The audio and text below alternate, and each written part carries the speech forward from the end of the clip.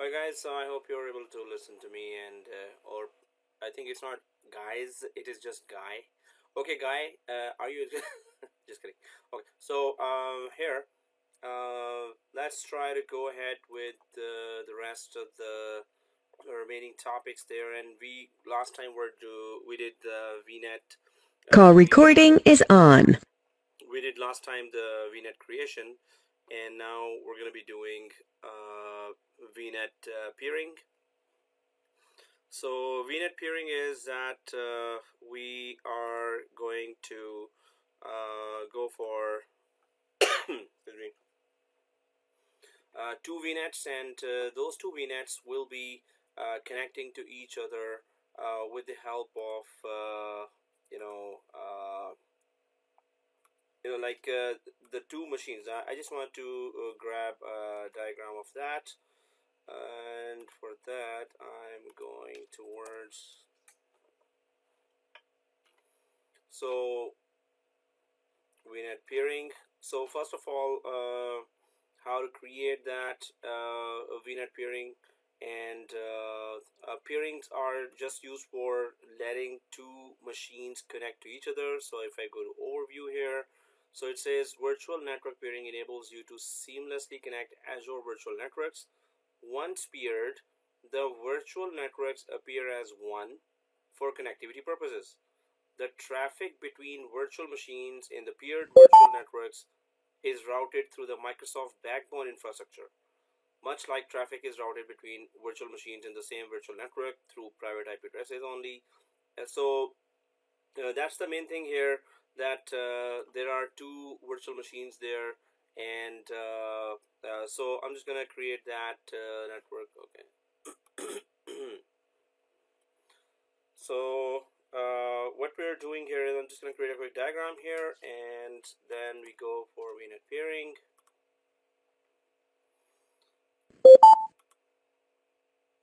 So suppose you have a big, you have Azure cloud, and then here you have one VNet that you have created here, and that can be VNet 1, and then you have created another VNet 2.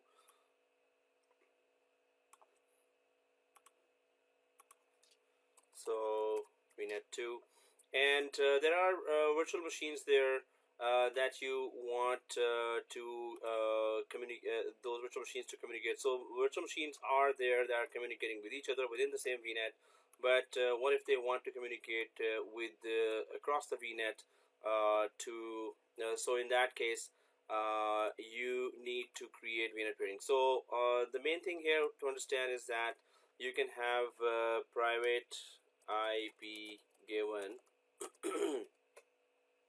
to those virtual machines, and you don't really have to give them public IPs, while the private IPs are given once you connect the VNet peering between the two VNets here. So and that is so even though they have private IPs, they will be able to communicate with each other.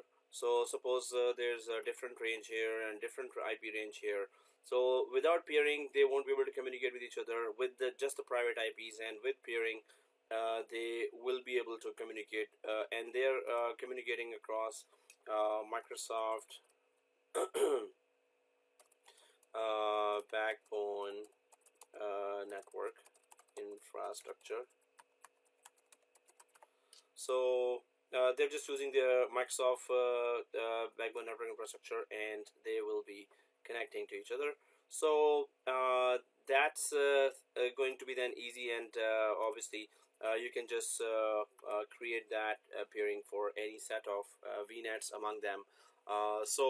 This is just one easy way to bridge the virtual machines of two different VNets. Now, if we go back to our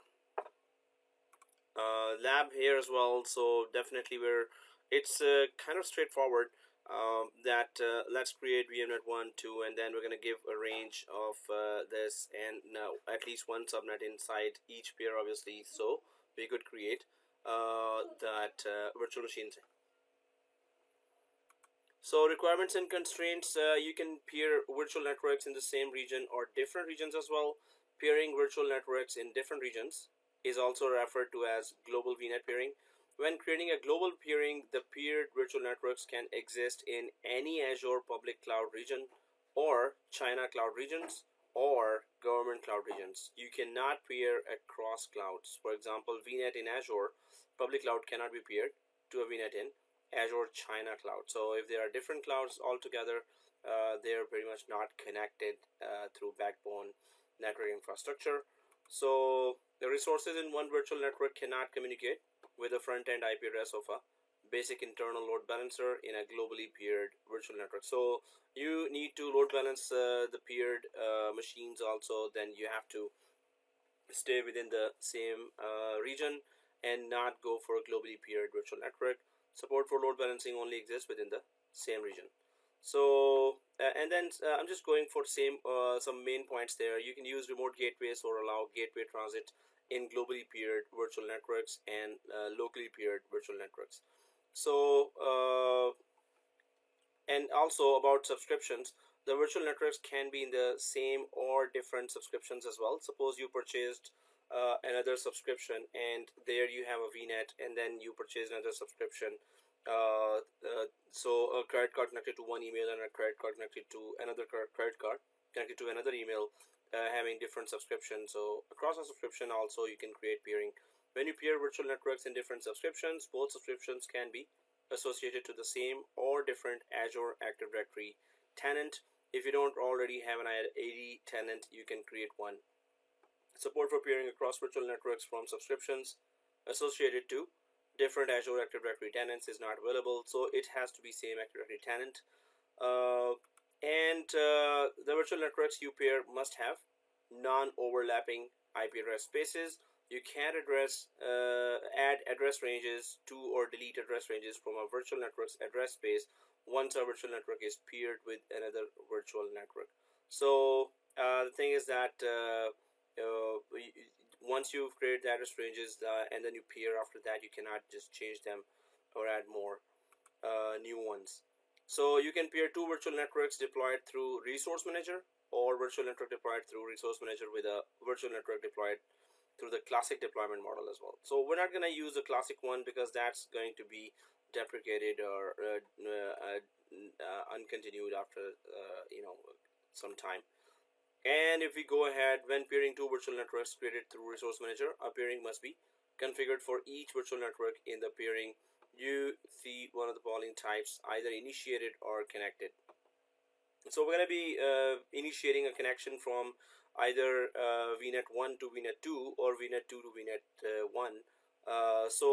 There are two types here, initiated. So initiated is when you create the peering to the second virtual network from the first virtual network, the peering status is initiated.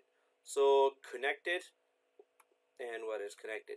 So when you create the peering from the second virtual network to the first virtual network, its peering status is connected. So if you view the peering status for the first virtual network, you see its status changed from initiated to connected. So initiated at one side, you can initiate the connection, and then on the other side you can just check that it is connected or not. The peering is not successfully established until the peering status for both virtual network peerings is connected. So if they both say connected, then only you will make sure that or you will be confirmed that the peering is done. Otherwise it is not done. So when peering a virtual network created through Resource Manager with a virtual network created through the classic, okay, I think we already talked about that. A peering is established between two virtual networks, virtual network 1 and 2 or 2 and 3. So it is non-transitive. That's another point here. That is non-transitive or not transitive just means that if virtual network 1 is connected to 2 and 2 is connected to 3, then that doesn't mean that 1 automatically is connected to 3 as well. So you have to make a connection. So 1 is connected to 2 and 2 is connected to 3. So 2 is connected to, this means 2 is connected to 1 as well, and 2 is connected to 3 as well. That doesn't mean that 1 will automatically have connection to 3. You have to separately connect 1 to 3. So there is no peering between. So that's what I explained already, that it's not transitive as well.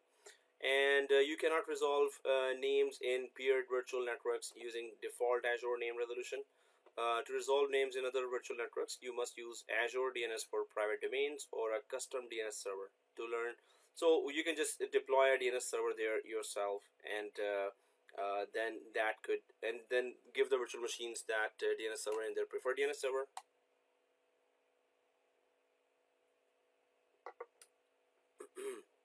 And resources in paired virtual networks in the same region can communicate with each other with the same bandwidth and latency as if they were in the same virtual network. Each virtual machine size, so they can use the same bandwidth as far as they're in the same region, right? So each virtual machine size has its own maximum network bandwidth. However, well, if you want more bandwidth, you can contact the support. And then it goes to virtual network can be paired to another virtual network and also be connected to another virtual network with an Azure Virtual Network Gateway. So you can use Azure Virtual Network Gateway. So one paired network can connect to you know, 2 or 3 VNets as well. When virtual networks are connected through both peering and a gateway, traffic between the virtual networks flows through the peering configuration rather than the gateway. So if the VNet is also configured to a gateway to outside in a branch, so the traffic still goes through the paired network. Point-to-point site VPN clients must be downloaded again after virtual network peering has been successfully configured to ensure the new routes are downloaded to the client. So if there's a client, a local branch client, they want to connect through gateway to one VNet, that client can then use the peering network as well to further connect to the next VNet as well. So there's a nominal charge for ingress and egress. Ingress is inbound traffic, egress is outbound traffic. That utilizes a virtual network peering. For more information, so obviously this is from the site. Now, okay guys, let's start doing that peering, and for that peering, I'll just try to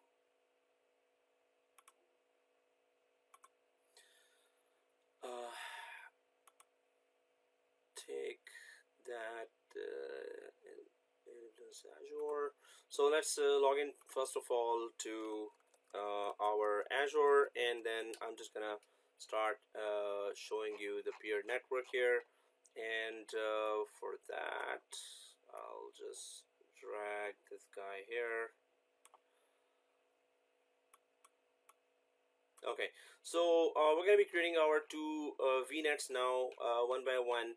And once we have created the two VNets, then we're going to create one virtual machine in VNet 1, second virtual machine in VNet 2, and then we're going to just start peering the two networks, two VNets, right?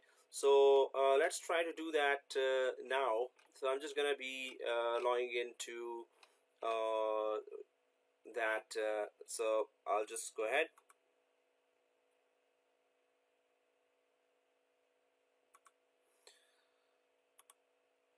Okay, so once we go ahead, so as the diagram was showing, which is actually not showing, I'll just close all this. All right, so let's create our two VNets now, and then we will make a connection. So first of all, let's create VNet 1 and VNet 2, and for that, I'll just go to the virtual networks here, and when we go to virtual networks, I'll click the add button here and go for the first VNet. So you know, my VNet 1, and we give the range. Then there is that in the slide I put that range there. So VNet 1 can be 10.1.0.0/16, VNet 2 can be 10.2.0.0/16, and 10.1.0.0/24 could be the subnet of VNet 1, and 2.0.0/24 could be the subnet of VNet 2. So 10.1.0.0. So address space 10.1.0.0/16, and pay as you go, select a resource group. I haven't created one, so I'm just gonna go for create a new, and I'll just go for 11 of 2019-RG, today's resource group, and I'll stick to East US here and go for the default subnet here, which is okay. 10 dot I went for 1, right? So it's 10.1.0.0/24. So that is there, and then there is distributed denial of service protection there already. Basic and standard service endpoints are there. Firewall is provided there. I'm gonna click the create button here now.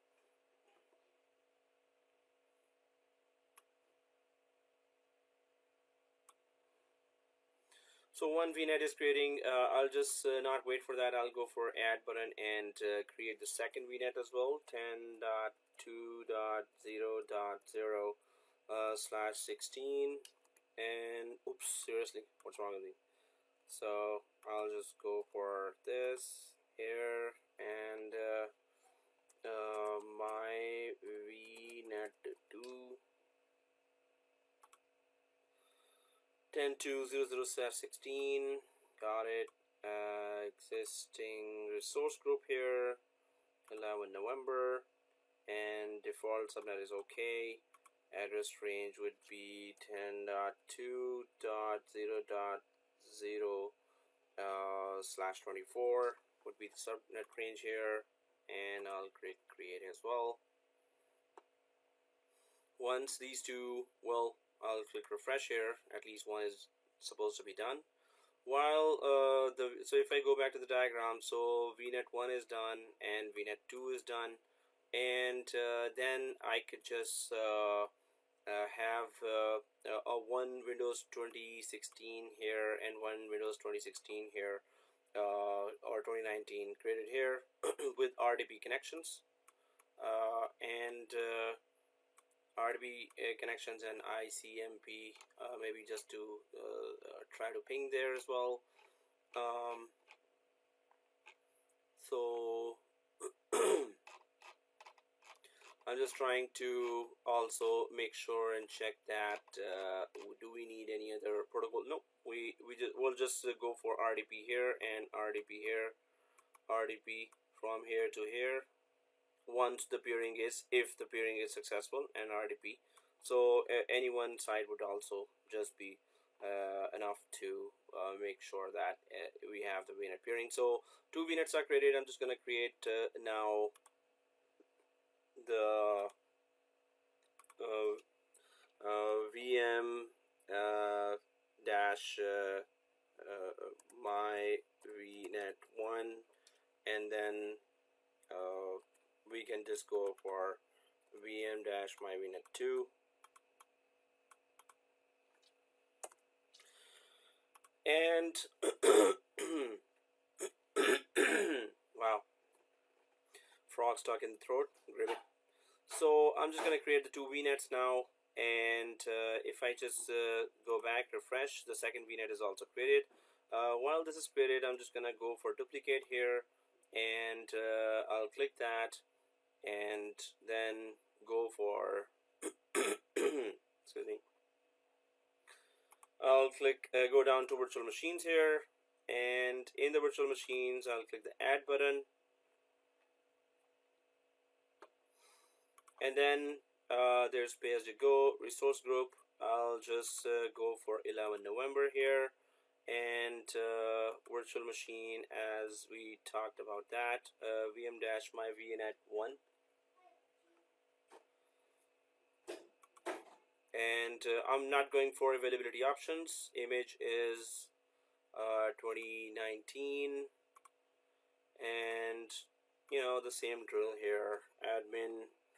So I'll just go for your first name, admin. So this is like you may have done that for the exam prep already, but just to see that again or to get it right. Oh wow, okay, thank you, Zuko.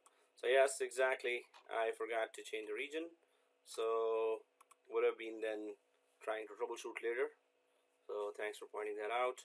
So East US here, and then we go down to RDP, which is okay.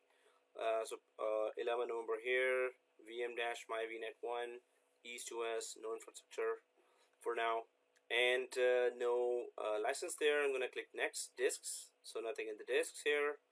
Networking, when we go, so this is supposed to be part of my VNet 1, but there is my VNet 2 already there. So within my VNet 1, it has this IP, and we actually do need one machine with public IP to connect to. We'll let this machine have a public IP, but again, can it communicate with the machine on the private or the other VNet with the help of VNet peering? So that's what we're going to check. So this means that if I just go back to the diagram, I can have this machine with public IP as well. Why? Because I want to connect myself as well. And although just emailing would be enough as well, but if we connect and make an RDP connection, that would be actually better. So I'll just make sure that this machine has public IP, but the other machine I would not give the public IP there. So RDP connection is enough, first of all, and we don't need load balancing here. So I'm just going to click management, and then I'm turning it off the boot diagnostic because don't want it to create a storage account. Let's click advanced, nothing in extensions, cloud init, host, proximity placement group, VM generation, excuse me, tags, nothing in tags, review plus create. So we're gonna click the create button here. So one virtual machine is getting created now, and I'll just go down to the virtual machines here, and I'll go for the second virtual machine here,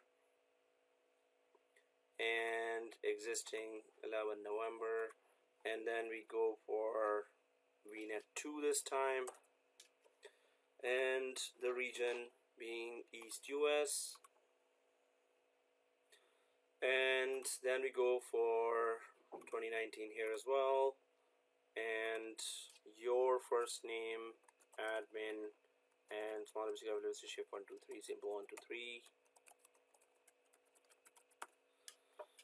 Once that has been placed there, put in RDPs there, and so no licenses, nothing in the disks. I'll just go to networking, and I need this machine to connect to VNet 2, and I will actually tell it not to give any public IP to this particular virtual machine here, and the subnet is 2. So this means that there is no other way to connect to this machine other than this peering. So we'll try to just go ahead and connect. Now here, once we go down to, so I just click none for the second machine, so I cannot directly connect because it's not going to have a public IP there. Accelerated networking off, load balancing, no, we're not using load balancing here. Management, and I'm turning it off as well here. Boot diagnostic, nothing else other than that. Advanced, nothing else. Tags, nothing. Review plus create, and then we need to, so once it is getting created, so I'll try to go to the virtual machines area.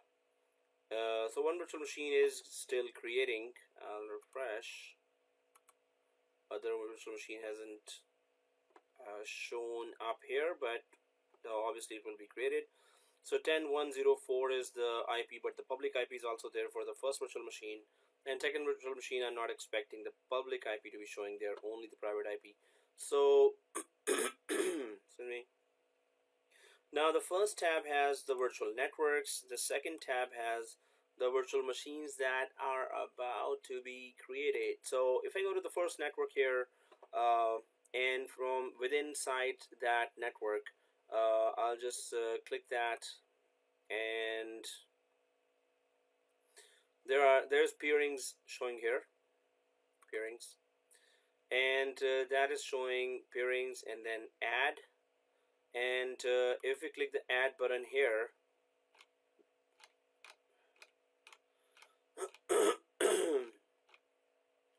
so once you click the add button, so we need to just name it first, VNet peering. Second thing is we need to select which virtual network to be created there, and we can just name that peering and what is the destination peering network. So, and then we're gonna finally decide that what is the peering network. So once that is done, then we're going to go for the other one, and that would be the VNet 2.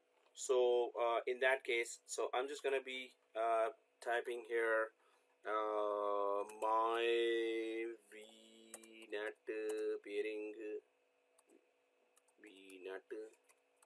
peering, and then there's virtual network excuse me, virtual network deployment model. Resource managers is okay, we're not going for older one, and then we don't have to actually click that I know my resource ID. You can select from the list of virtual networks or enter the resource ID directly. Well, we can just enter the virtual network directly. So virtual network is, since we're inside the virtual network 1, VNet 1 here, and this is VNet 2, so cannot be paired with this virtual network, obviously, because we're inside that, we cannot pair itself to itself. So VNet 2 is there, and then name of the pairing from my VNet 2 to my VNet 1, and you have to give some name here. So if I just put there my VNet pairing dash from -1 -2 so that's the name I've given to this name the pairing from VNet 1 to VNet 2. I've just given that name a meaningful name that I'm creating that pairing from 1 to 2. And obviously when I give the name here, this is the name that has been given to the side of the connection coming from 2 to 1.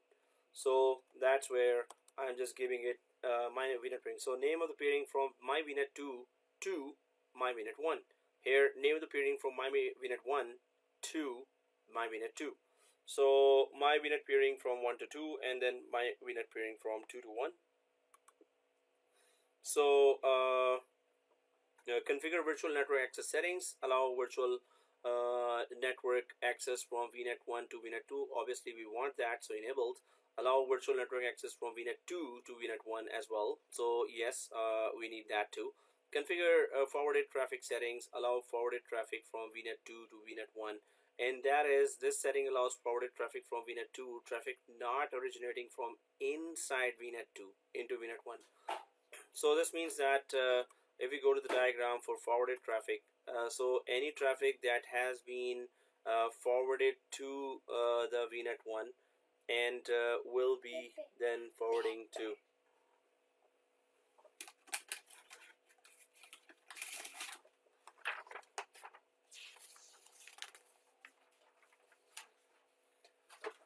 so any for traffic that are forwarding from anywhere else to the VNet 1 will be forwarded as well to 2. So we're not expecting any traffic coming.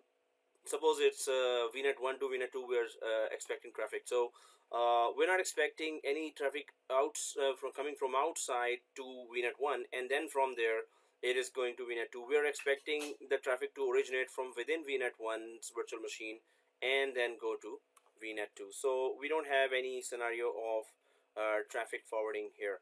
So, but if we had, then we would have enabled that. Yes, any traffic that is not originated from VNet 1 to 2 or VNet 2 to 1 should also be shared between each. Since we don't have that kind of setup, so we don't have to really select that.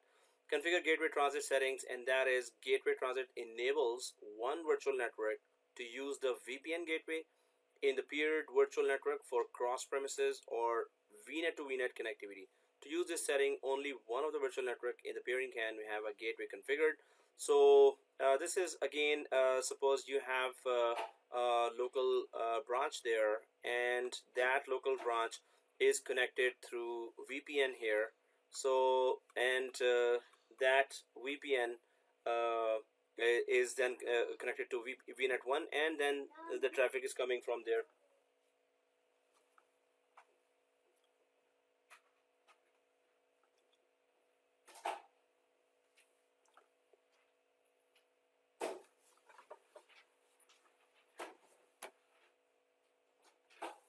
Okay, so we're trying to just okay. Now this is a it seems like pretty straightforward. You just have to define this VNet 1, VNet 2, and then press OK. Let's see if Microsoft has. So it says adding virtual network peering from 2 to 1, adding virtual network peering from 1 to 2. So it's trying to add on both sides because it asks to that hey, you want to add peering to both sides or not. So once that is created, and it is created, and I hope the virtual machine, it's not hope, actually the virtual machines are created right now. So what we can check is we can connect to the virtual machines there, and try to make sure that if the virtual machines are like trying to communicate with each other or not. So and we're gonna check the IP addresses as well for those virtual machines. And so if we go to the virtual machine here, so if I refresh here on the virtual machine, so we have that virtual machine on VNet 1. I have the virtual machine here. I'll just try to connect to the virtual machine because it has a public IP there. Download and go to Central Talks, Tech Talks, and connect to that. What I'm expecting is that I should be able to at least have that RDP traffic. So be able to connect if the peering is there.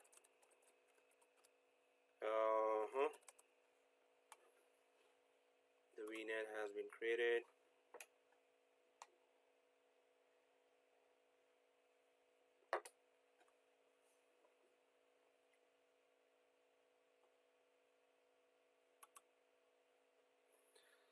So now across the VNets, normally the traffic does not travel unless you have peering connected there. So in fact, I haven't seen that what happened to the peering connection. So this is my VNet 1, and there's the peering shown here, and then there is that my VNet peering showing there, and peering status is showing connected, but I did not check that in VNet 2. So if I go to VNet 2 here, and there it is, it still shows me here as well peerings, and then it shows in the 2 where I never went and I never separately configured the peering, but it shows here as well connected. Well, it says connected, but if I go to the virtual machine here, and the virtual machine is there and logged in, so what I can do here is try to connect RDP into the other virtual machine. So this virtual machine that is in my VM, in my VMnet 1, it has public IP through which I connected, and it has 10.0.10 or 10.1.0.4 is the private IP.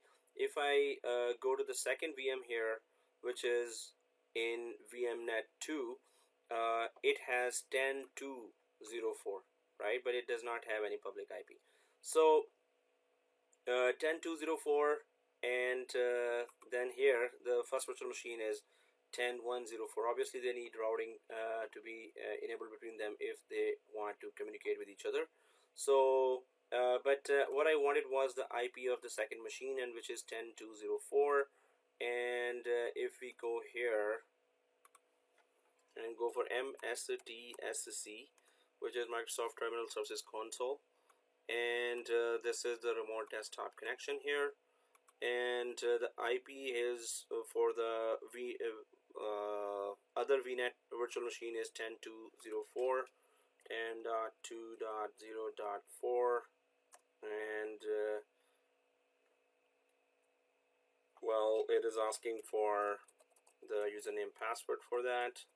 So that's a first good indication.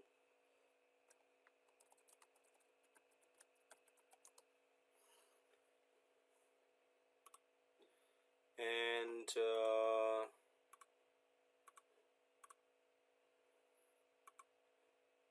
it's trying to connect, and then it says it's not the trusted certificate, which is okay. We did not purchase it from GoDaddy.com or any other registrar. Oh, not registrar, CA. And well, if it goes to the other machine, which it is seems to be going now, then it is a woohoo. So we're connected through this, and we're inside the other machine, which means our peering is working fine. So that's a big yay. So that was very exciting, yay, because of you know tiring day, and then it's a lot of snowy day as well. So we were able to RDP from my VMnet 1, which is this, and whose IP is this 10.1.0.4, and it is and then to my VMnet 2, whose IP is this. So there are different IPs, and in different, so one had public machine, public IP, one has private IP. So this is very straightforward, that this is how we do VNet peering. And let's go for the next topic. Yay! Or yay. Okay, so what we need to do here, so yeah, this machine is done, two machines are okay. What I can do is, now I can just try to just shut them down. Do you want the reserve public IP? Do you want to stop? Yes. So I don't want the public IP reserved, which means that when you stop, the virtual machine will no longer have that IP, or it might be given some other public IP after you start again, because you did not reserve it. So I'm stopping that, and let's go for the next topic. Woohoo, yay! So there is another topic here, and that is about how to connect to virtual machine. I have these bundle of screenshots here, which shows how it is. But before going there, let's go for the databases as well, and try to check what kind of database is there. There's NoSQL, and there is SQL databases. Then we're going to come back to how to upload a VM to another to Azure. And let's go for some smaller topics. So next week we're gonna then wrap up that Azure course here. So if I just go back to my VNet 1, and there is well, two VNets are created, and when I go for resource groups, so obviously I'm going to delete that and everything will be gone. So if we go down to the home button here, and if I go down to this, so these are there's that area of SQL databases here, and in SQL databases, once inside, so we can click the add button here for SQL databases to check how to create a SQL database, how to select that, and what are the recommendations there, how to basically connect to a SQL database. And then so the SQL database here is, first of all, it is RDS, and RDS databases are like the relational databases.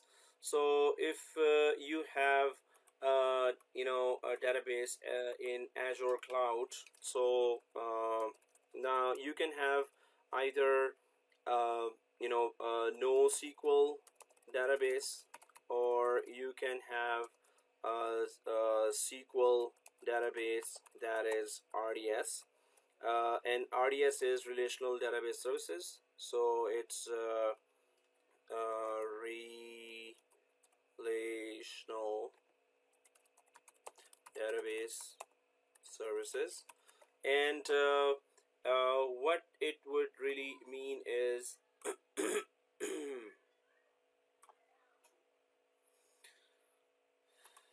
okay, so NoSQL would be that you have a database there that, first of all, let's go for SQL and RDS, Relational Database Services, and that is that if we suppose the database is there, it has a lot of tables there. So normally what happens is, I'm just going to create that diagram here. So what happens is that database has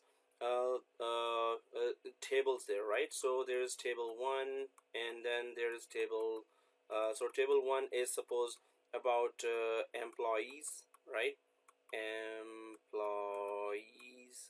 And then table 2 is in a database normally you have hundreds of tables, right? Table 2 could be salary, and table 3 could be something else. Table 3 could be all the contract information.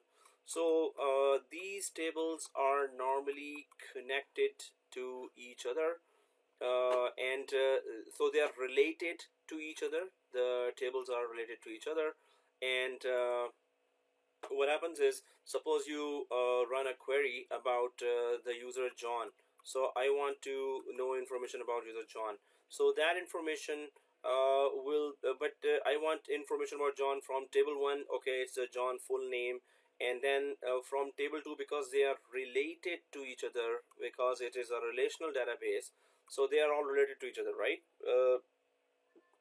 So user John name would be fetched from the table 1, user John salary will be fetched from table 2, and user John contract details will be fetched from table 3. So these three tables are connected, and in large organizations there are hundreds of thousands of tables there, and each table can have thousands and thousands of rows and columns with huge amount of data. So it takes a DBA. You need to have a DBA, database administrator, to really configure all that and properly maintain it and structure it, right? So SQL is a structured query language. So what is SQL? It is structured query language, right? So which means that you have to really structure that data, so when you are trying to retrieve information, that it will be connected properly to each table. So all employees contracts is mentioned here, all employees salaries mentioned here, all employees information, a name and address is mentioned here, but they are in different tables. So that is called relational database services. So all tables are related, and when you run a query about one employee, so it connects to one table, retrieve that employee's information, connects to second table, retrieve that salary about that employee, and then contract about that employee. So it is very structured, it is very organized, but it takes a DBA. It's not that easy to configure and maintain. But if you go for NoSQL database there, so you will be, so there is that NoSQL database then, and NoSQL database is that there is just one table, right? So just one table, and that one table you can actually expand. So it is really scalable. So scalable. You can scale that table. Suppose you have a viral game. It is so NoSQL is used for cell phone and web apps and games, apps, games at the back end of that. You can use games in cell phone and web, and also IoT, Internet of Things. So IoT. NoSQL is just a single table there that really is scalable, expandable. You can so suppose you have a viral game there, and you were expecting that okay, within 1 year maybe I will have few hundred users there, but the game went so viral that it has actually million users within 6 months. So you need a database that can accommodate that many users. So NoSQL database, you don't really have to hire a DBA for that. You just have to contact the Azure support or AWS support, wherever you got this NoSQL database from, and connect it to your application in cell phone or there in web. And then once you connect that, this one table just grows and grows and grows, and it gets all the values and all the names there, right? So that is NoSQL, while this is SQL. When we talk about SQL, it is used by large companies that can afford to have. So the database will be used for with large companies, right? So large companies will use this SQL database, right? And they have to really hire a DBA for that, and then that DBA will structure all the tables and all the values there. While NoSQL, you don't really have to. It's not that difficult, and you can just attach it to an application, and then it will just keep on scaling, and offers the bandwidth as well. So these are the two different types of databases there. So other than that, so I'm just gonna remove that, and then what we're gonna do is we're gonna create a SQL database here, and we're going to try to just connect to it, and try to make sure that how we understand at least how to create a database and what are the recommendations there, and how do we really make sure that it is accessible. Okay, so I'll just go back here to the Azure. So we were creating a SQL database here, and I'm just gonna click that 11 November, and then I'm going for enter database name. So it is asking for a database name first, and we can just say that it is well, my first name DB01, suppose. And second thing is it is asking for select server. So I'll just click that select server, or I'm just gonna click the create new server because I already do not have a server. So select an existing server or create a new server. The connection string and credentials will be based on the server. So let's click that create new server, because you have to have a virtual machine in which the database will be created. So, and you have to define how much memory, CPU, and disks you need. So I'm just gonna click the create new here, and then I'll just go for server name. So it is your first name dash SQL01. So, and obviously it cannot be caps, SQL01. And so you can also see that it's already having that URL .database.windows.net, so whatever name you give here, and then the username password for that. So it will be your first name admin, and the password small abc capital abc shape 123 simple 123, again small abc capital abc shape 123 and simple 123. And obviously I have to stick to East US here. So I'm creating a machine in the back, a server in the back, and giving it a username password, and that database server will be available for me, and one database will be created for me here. So I'm just going to press OK here to create that server in the background. Yes, just it will be creating a VM with DB, but we're going to be able to connect to that SQL server directly, or we're going to be inside that SQL server. We're not going to be actually handling that machine from outside. So in the background, it's going to create that.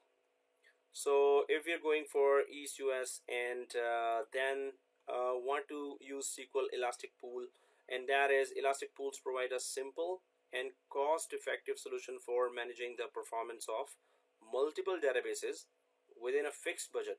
So an Elastic Pool provides compute, EDTUs, and storage resources that are shared. So compute would be your CPU, memory, network card, and and then storage resources for you will be your SSDs that are shared between all the databases it contains. So databases within a pool only use the resources they need when they need them within configurable limits.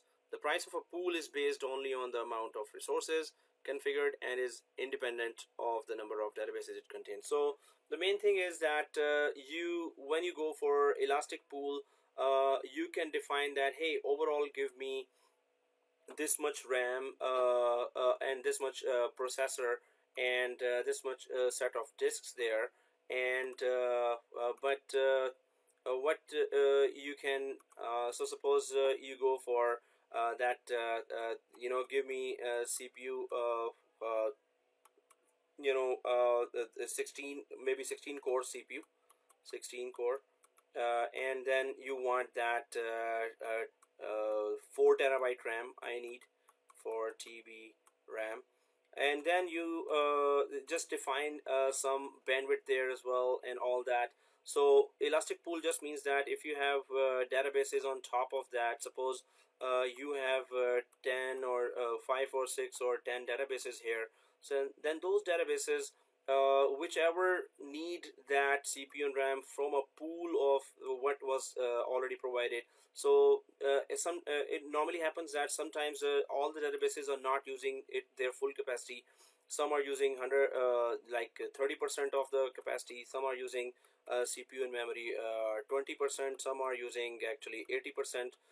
So some are busy at different times, others are busy at different times or not busy at different times.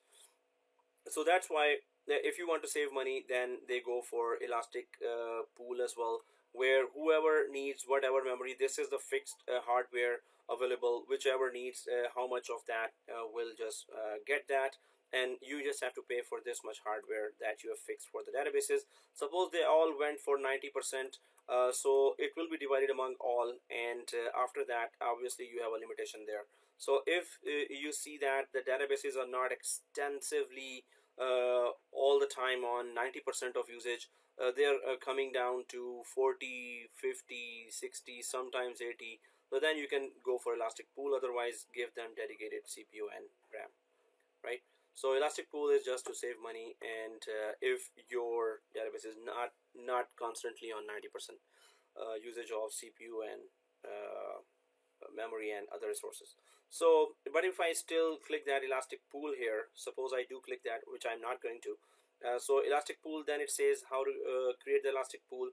If I click the create new here, so it just mentions that Elastic Pool name, test, and then if I press O and K, then it goes for configure Elastic Pool and generation 5 2V cores. And if I click the Elastic Pool, this is again how much hardware you need.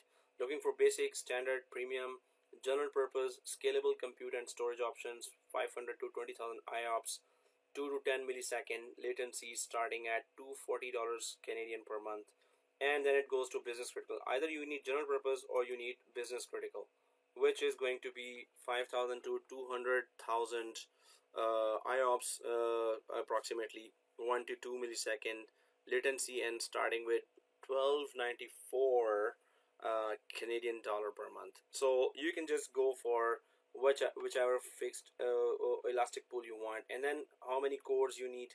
So then you can go for, oh, I need 80 cores suppose. So you can see the price increase here is $51,000. And if you go for also data max size, so your data suppose is 4 terabyte. Whoa. Yeah. And would you like to make this elastic pool zone redundant? So you want the elastic pool to be available on both on multiple zones. So if your company can spend that much, yes, sure, why not? So but we understand that if we had gone to elastic pool, we can actually search and select up to 80 virtual cores, or up to 408 GB, and up to 400 GB memory that you are selecting here. And then save money, save up to 55% with a license you already own if you bring your own license. But we understand that we can choose our own hardware, so I'm just going to cancel out from here. Obviously I don't need that. So, and elastic pool, I'm just going to click no here. And then so I chose the database name, the server, and this resource group. I'll click networking here, and connectivity method is public endpoint, because I need to connect from this machine to the database. So public endpoint. And then firewall rules allow Azure services and resources to access this server.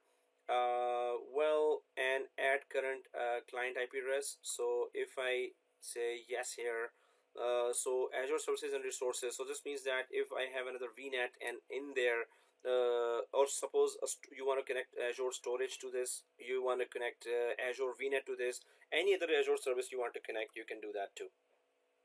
Add current client IP address. If I press yes, so it will be that what IP I'm connecting to, only I can connect, nobody else can connect to that. But I'm just gonna go for public endpoint, so I can connect to this database easily. Then I go for additional settings here, and then there's data source. Start with a blank database, restore from a backup, or select sample data to populate your new database. If I go for sample, normally there's an AdventureWorks database will be created as the sample database. So that has a lot of tables, and that is for, you know, testing different queries on the database. They give you some sample tables there to play with. A lot of information is already there. Or we can go for simply from a backup. Suppose we backed up some database, we can upload it here and it will be in the cloud, or we can go for a blank total database. So let's go for sample here, and it will create that database. Then database collation defines the rules that sort and compare data and cannot be changed after database creation. So the collation is okay, which is that it sort and compare the data, or it is for search that you would go for. And then advanced data security, protect your data using advanced data security, and that is security package including data classification, vulnerability assessment, and advanced threat protection for your server. It is then $19 Canadian per server per month. So this is one server, right? So if we had 30 servers, so it will be like that, and that is separate full protection that you can purchase. So I'll just click not now. I don't need enable advanced security for now. And I'll click next tags here, nothing in the tags, and then review plus create. And estimated cost per month is $486 Canadian per month. So I'll just click the create button, because ultimately I need to connect to it. So once it is created, I'll be downloading the SSMS SQL Server Management Studio. In fact, I don't need to really download that. I already have that. So if I go for SSMS, so that is Microsoft SQL Server Management Studio already here. This is free version. If you Google that, download SSMS. If I just go to Google, download SSMS, so, and then enter. So SQL Server Management Studio, you can just go to the first available link, and then you can click there, download SQL Server Management Studio, because this is the client from which you can connect to the SQL Server and manage it. So, and then when it go down to download SSMS, this is it. You can just click that, and it just downloads the SQL Server Management Studio. And with the help of that, only you can connect to the SQL Server. So I already have that, so I'm just going to type SSMS here, and I'll click OK.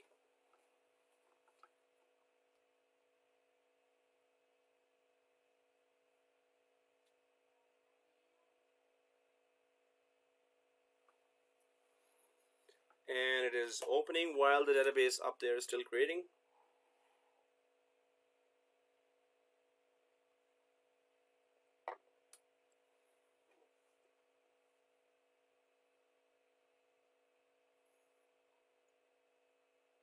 So it looks like this, SQL Server, and I need to put that server name there, which I need to grab when my database is done creating. So if I go back there,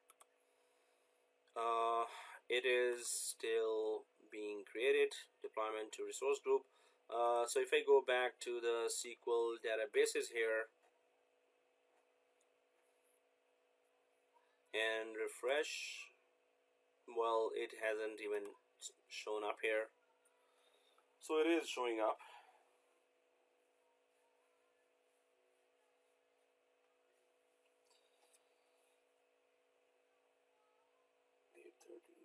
So after that, we'll try to go for how to upload a local VM virtual disk and connect it to you know to an existing VM up there in Azure. So local Hyper-V VM, how to connect to that. So so these are some of the labs that were remaining. So next week we're gonna just try to wrap up what's going on there with some revisions and any questions there. So and any other labs that very small ones that we're just going to wrap up next week. So here deployment succeeded. Here it says, and I'm just gonna refresh now. It should be here now. Yep, it's there. So now this database is created. I'm just gonna go inside that database, and I need to grab that information which is here, this server name, right? Because I need to go inside this server and create first check what database sample database is there, and then I'll create my own database and own table as well. So I'll copy this here and go down to SSMS, and obviously start seeing server name here. So Control V, and that's a server name I have, and SQL Server Authentication. So it is what we created already. So your first name admin and small ABC capital ABC shift 123 simple 123 and connect. So it first it says, hey, where are you connecting from? And you're not signed into Microsoft Azure. So I'm just gonna click sign in here, and then it is asking which account are you using here, and strangely my account is not mentioned here. Really? Oh, I was afraid of this. Okay.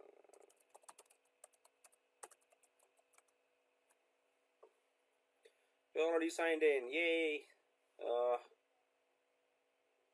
Sign out and sign in. Really? And then it says, do you want to view only the web page content that was delivered securely? Okay, yes. So invalid username, it's saying that, but you know what it's asking here is that are you allowed to connect from your public IP? This is my public IP right now that it's showing here. It needs to add that if it has the proper credentials, then it will let me add from this public IP of my DSL router. So I'm just gonna try again here. And hey, isn't that what I'm logged in from? Yeah, it is. Yeah, that's the one I have. And if I go there, then it should ask me the. Oh man, seriously, what was the password? Uh,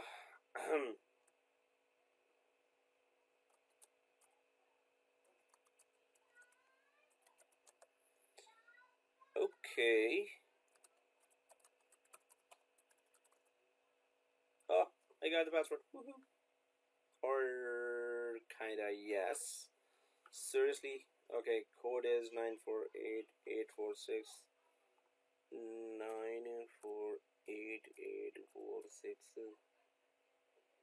Verify. Normally it verifies multiple times, but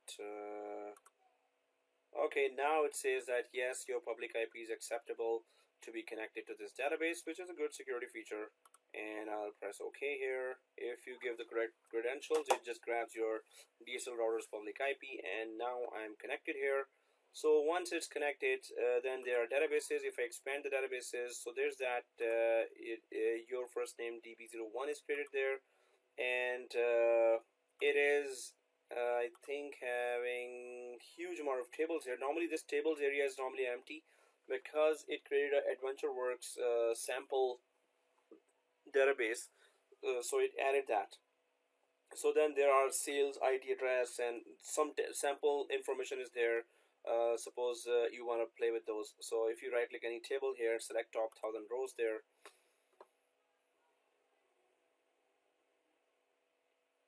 and yes, so the whole table loads there from these columns. If I right click on I'll go to the databases here on the top, and I'll click new database,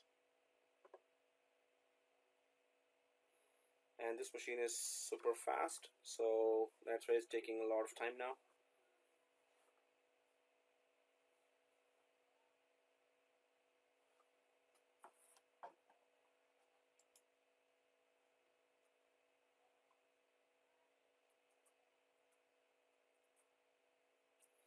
Okay, so it gives you the database.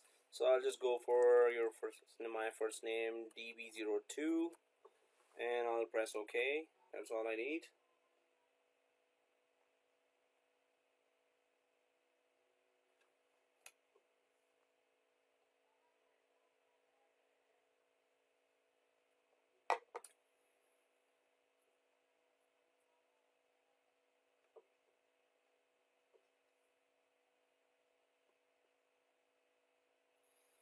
Now it will create a second database here under the first one. Not under the first one, beside the first one.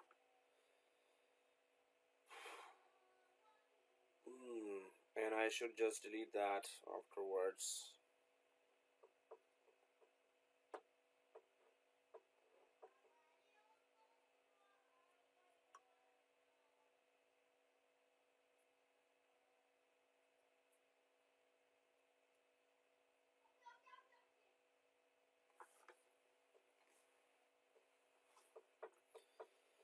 Well, it's one day, Monday or Sunday, it's gonna get created.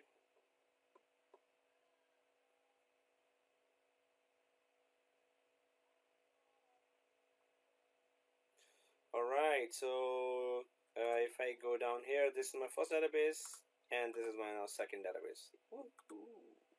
Okay, if I expand that and go to tables, then obviously because it's an empty database that I created there, I don't expect that there will be so many tables there or at all, any table here.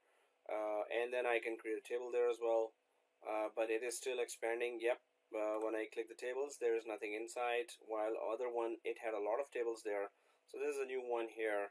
And so we are able to create a database. If we right click here, new, and go for table, so then it just lets us create that. Suppose that's name, tab, and then there is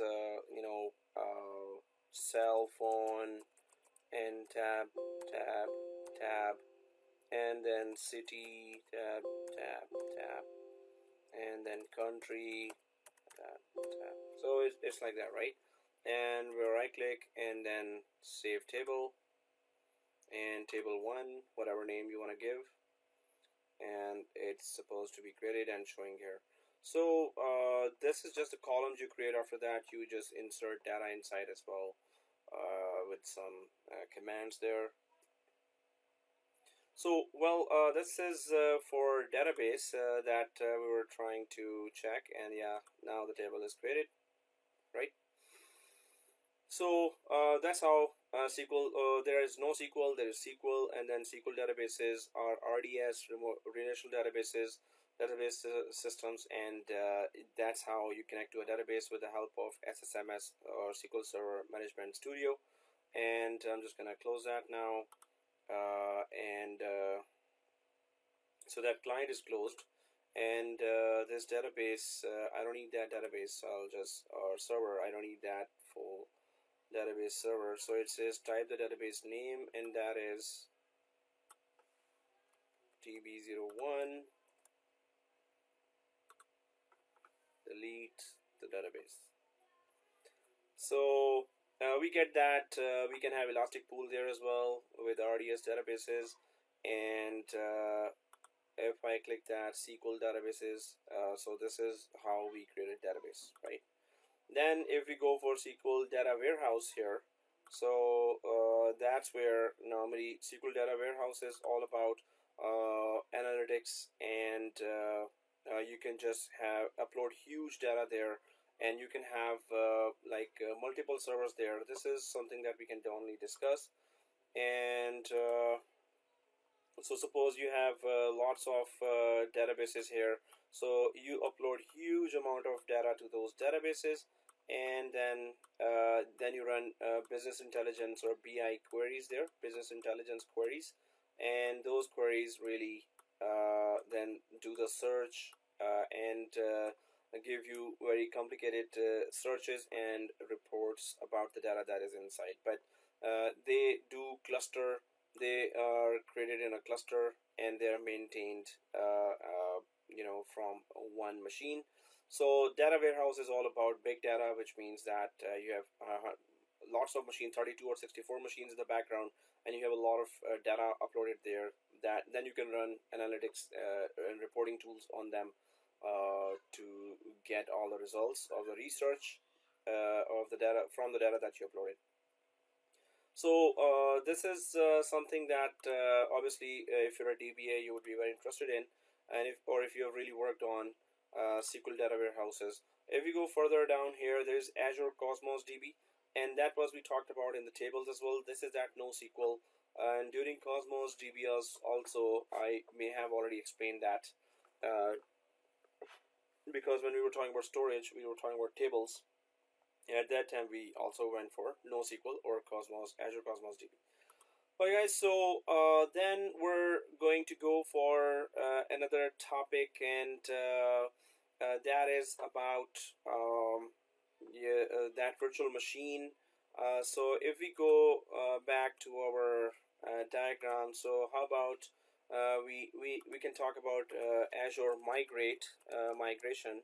So there is that there are several ways there. There's a quite a long way to migrate, and then there's a simple way to migrate a virtual machine one by one or multiple servers. There is that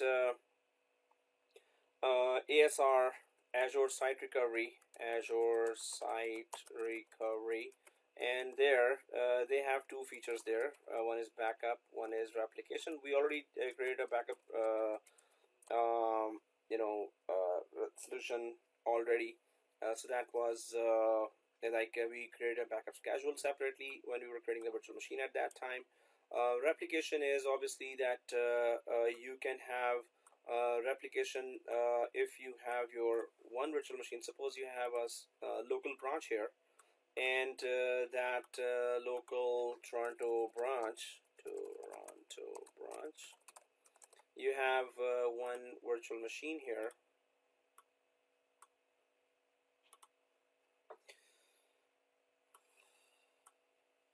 and that virtual machine, local Toronto branch virtual machine, that is having and this is not virtual machine, this is like physical server. It's a Hyper-V, and inside the Hyper-V you have a virtual machine, and that virtual machine it needs to be migrated or replicated to the cloud. So, and you have suppose here Azure Cloud subscription, and that Azure Cloud has ASR service. So under the ASR service, Azure Site Recovery, then you have replication service. So what happens here is that the partner of this machine gets created under the ASR here. If this is the active machine where all the users are saving all the information. So active VM. So this is the passive VM. And what happens is that you configure the ASR and replication, and then it starts replicating from here to here, obviously, with, and that is always asynchronous replication. Asynchronous replication, right? And which means that it's not a real time, it's not synchronous real time replication. First the change happens here, it makes sure it is confirmed successfully, then it is replicated there on the passive machine. And also you can do we can also do manual failover. We can do manual failover of this VM with so we can manual failover active VM to cloud, to Azure cloud. So what just means that your active VM will suppose you want to failover, suppose it's the branch is down, so passive will become active and all the connections of the end users will be redirected to this new active machines in the cloud. So that is possible as well. That is one that is done by replication, and then they have another service called Azure Migrate here, and that if we go to that service, Azure Migrate, so that is a large scale migration there with Azure Migrate. Migrate your on-premises data center to Azure. That is pretty much the whole data center. Discover, assess, and migrate your on-premises applications using Microsoft or third-party tools, or find an expert to help you with your migration. So you can migrate, assess and migrate servers, Windows or Linux servers, and then there is assess and migrate SQL and other databases, assess and migrate databases, web apps, data, and virtual desktop infrastructure, that is VDI. So normally it's asked that if I go to the servers on the left side here, so it says there no tools added, click on add tools below to select and add your assessment and migration. So normally the process is that it's going to assess. For that it's going to download a tool to do the assessment. That what is assessment? That can you are you connected to the internet, then or do you have enough bandwidth to migrate that server to up there to the cloud, and all the other technical assessments, that is the migration possible from whichever branch you want to migrate. So if I click the servers here in Azure Migrate, I'm just showing you that, but when we're going to go other way, then I click the add tools here, and migrate project. And Azure Migrate project is used to store the discovery, assessment, and migration metadata, which is information about the local branch, how much internet is there, how much bandwidth is there, is it even possible to migrate there or not. So metadata reported by your on-premises environment. Select a subscription and resource group in your preferred geography to create the migrate project. So normally it is a project that you would want to go for carefully. Now, if you have a VMware environment down there in your branch, or Hyper-V environment, so it will download a tool, assessment tool. You need to run that tool. It will discover all the machines there. It will assess the whole network environment and bandwidth, and then that assessment will be uploaded, and then you will be able to start the wizard of migrating one virtual machine, second virtual machine, third virtual machine, fourth. So it's kind of a much longer process, but first comes assessment and then comes migration. So now this series of videos Microsoft has released as well to show that where they have tested it on their one local environment and started migrating there. So Azure Migrate, if you type in YouTube as well and go for the Microsoft Azure videos, you will find that easily there. So if I go back to so there are many ways to migrate. Now what our plan here is, there is one way to migrate is that you go to replication. So Microsoft also considered this as migrate. Yes, it's in there. Migrate is one way. So you can just download the virtual machine app if you want. There are other ways then, but yes, when you go for migrate, so it is going from local cloud, local branch to the cloud. Exactly. Although when you say one way, now suppose this is a scenario here, and this was the active machine in the local branch, and this is its passive partner that got created in the cloud. So and you failed over, suppose, from here to here, and it became active, and all the end users are connecting here now. They used to connect there, but now they're connecting here. But you can also fail back as well to this. So once you fail back, the active can this machine can again become active, and so Microsoft also considers that yeah, in replication, yeah, you can fail back. Now Microsoft calls this process as well as migrate. It is not an actual migration. Migration is that you move the machine, and the machine, when it moves to the cloud, it is no longer here. That is migrate. But in Microsoft documentation, you will see that yeah, cops are taking safer way replication. Exactly.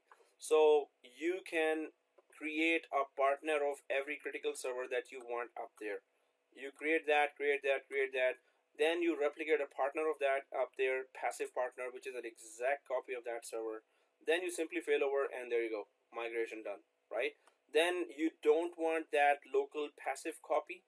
It used to be active, you failed over. Now the cloud copy is active, where all the end users are connecting. The local copy is passive. Then you just get rid of the copy, and there you go, migrated. Now that is an actual, it has moved it to the cloud, and your full machine is there available. So Microsoft considers that as a way to migrate as well. Or you want to keep local branch and cloud branch active passive, yes, go ahead and keep using that. Otherwise you want to migrate, it's already there. As soon as the passive partner gets created, all you need to do is fail over, and there you go, your machine is in the cloud, hence migrated. So Microsoft calls it migration as well as replication. You want to keep continuing using this scenario. Otherwise, just get rid of the local machine, and your machine is up there anyway. Now, this is one way to do it, and then other way that I wanted to show is that if we go ahead, I will be in. I have a Windows Server 2016. I'm going to be installing Hyper-V inside. I'll be creating a virtual machine here, and so let me just create that separate diagram, because this is one concept, that is another one. So here normally what in my laptop I have one VMware workstation. In that I have Windows 2012. In that Windows 12, I'm just going to create Hyper-V, and inside this Hyper-V, I'm going to create a virtual machine without an operating system there. So that virtual machine, when you create a virtual machine locally, obviously virtual machine will have a virtual disk here, and that virtual disk has a extension. So this is a VM here, and this is a V disk here, and now Hyper-V virtual disks normally are .vhdx.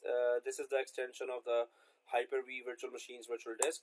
Nowadays, from onwards, 2012 Windows 2012 and 2016 and 2019, it is the extension is .vhdx. But Windows 2008 Hyper-V, it used to be .vhd. So that was a virtual disk extension there for the local virtual machines in Hyper-V virtual environment. Now, one thing to understand here is that Azure Cloud still supports only .vhd, the older extension of the virtual machine's virtual disk. So Azure Cloud still only supports .vhd. Now, obviously, all or majority of the environments are having Windows Server 2012, 2016, 2019 there. Majority of them have at least 2012 and 2016, right? So, in that case, they have .vhdx virtual machines whose virtual disk extension is .vhdx. Now, what is the scenario here? That suppose there's a virtual machine there and there's a virtual disk here. You want to detach that virtual disk from the virtual machine. Why? Because you want to upload it to the Azure cloud, and there you will upload them in Azure blob storage, and especially in the page blob you will create a container where it will be uploaded to page blob, and from there you will attach that disk, or I will attach that disk to a new virtual machine that we will be creating. So it will just connect to an existing virtual disk. So that is so that virtual disk that was here there will be actually uploaded first on the Azure blob, and then it will be attached to an Azure VM. So it was part of the Hyper-V virtual machine. We're gonna remove it, detach it from there, and upload it to the storage Azure blob, and then attach it to an Azure VM, right? So but we understand that the limitation is that it has to be .vhd extension and not vhdx extension.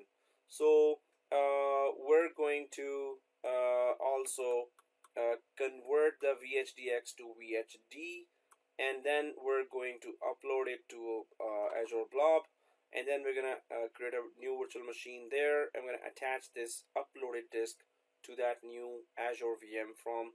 So this is also another way. This has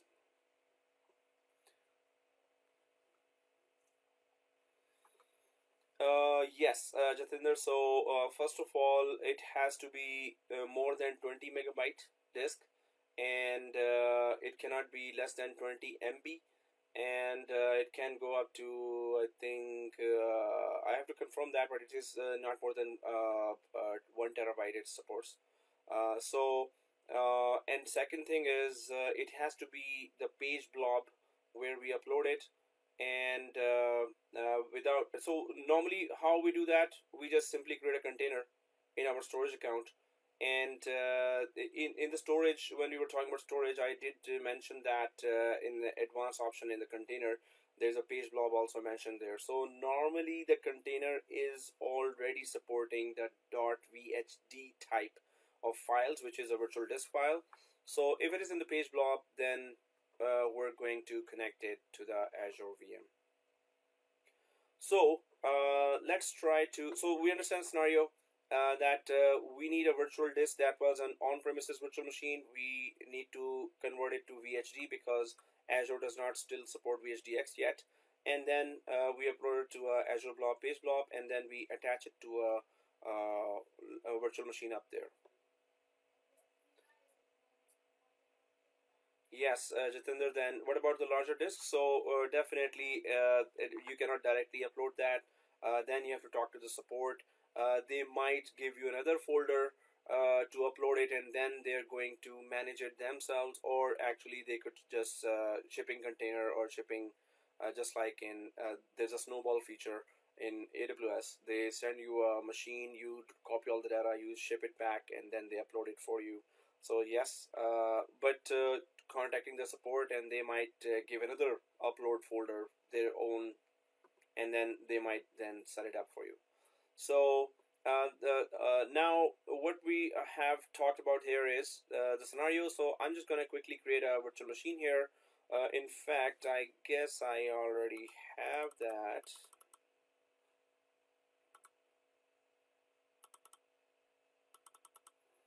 So if I go to the VMware workstation here,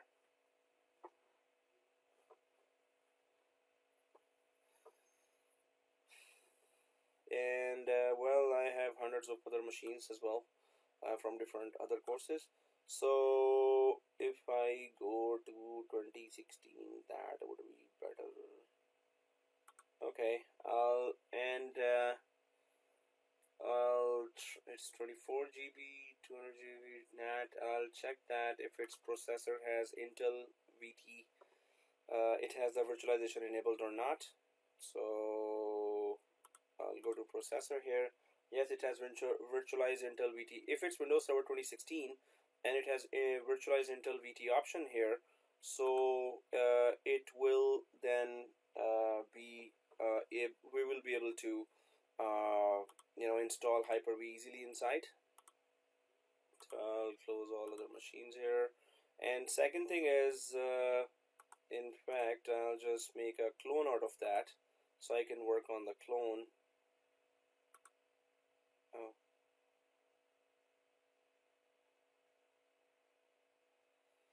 2016, do I have a template of 2016 somewhere here? Oops, not. Okay, so I'll create a full clone. This means that might take some time. And oh shoot, seriously. So I hope you understand the scenario here.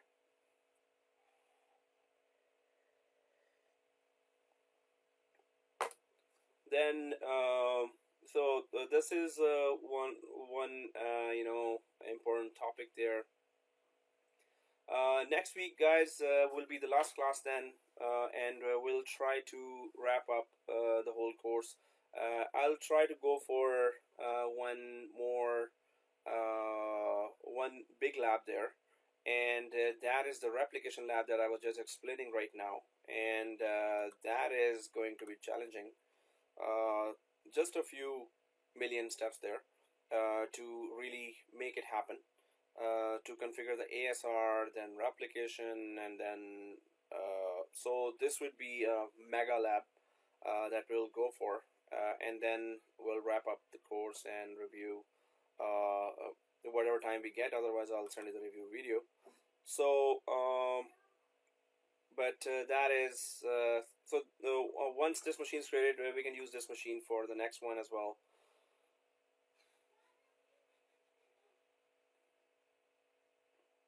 And I hope it's not going to be that snowy next week, or maybe it will be more snowy. So it's T. So until the machine is created, we have a free weather report here, as if you were paying before. So bitter January like cold to grip Ontario following computer nightmare snowfall. Ouch. And it's going to be minus 15 today, and then tomorrow is mix of sun and clouds. Pretty peaceful. And then some snow keeps coming, 1 centimeter, few centimeters. Ouch.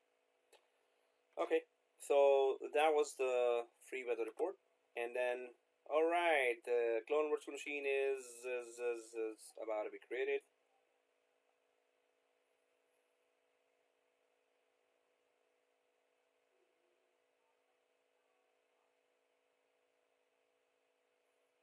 So I'll be installing a Hyper-V inside, then I'll create a virtual machine inside that Hyper-V.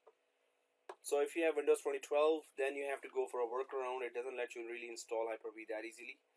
But in Windows 2016, you just have to select the Intel VT option in the processor, and it lets you do that.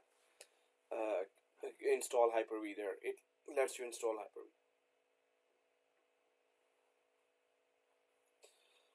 Should have gone for link clone. That gets created right away. It is slower.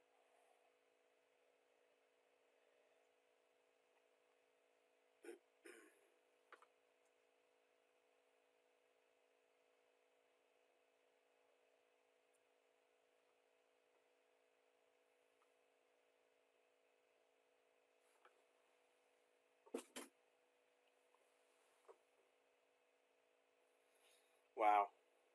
Stuck.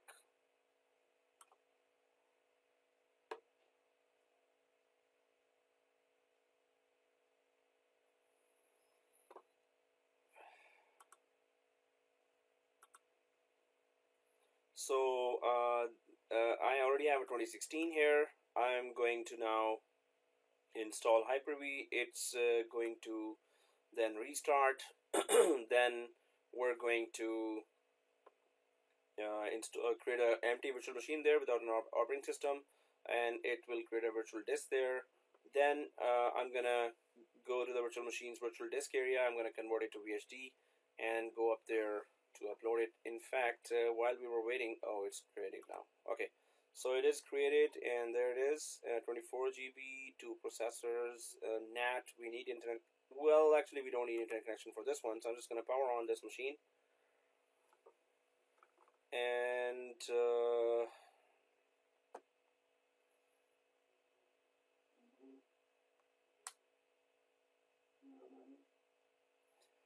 I hope it has no problemo. So while it is starting, I still need, which I forgot, I should have just done that before. I still need that storage account for this. So I'm just gonna go for storage accounts and add. I'll check out. It's still starting. I'll go back here, and it's still loading the resource group option there. 11 November, and your first name, 11 Nov 2019, SG storage account. Oh, SA then. Oh, there are no dashes, no hyphens, and then again East US. Yeah, standard. So I should go for premium then, and go for, even if we go for V2. Now the problem is that even if I go for standard, it's okay. Account with the selected kind, application and performance type only support page blobs, block blobs, append blobs, file shares, tables, and queues will not be available. Okay, that's what we want, right? Page blobs. So I'll click networking. Public endpoint is okay. Advanced, secure transfer is okay. Data protection, no, we don't need that. And tags, nothing here. Review plus create. So what I selected was premium, and as soon as you select premium, it only selects or detects page blobs, right? So, and page blobs are for virtual disks. So if we go ahead with this machine,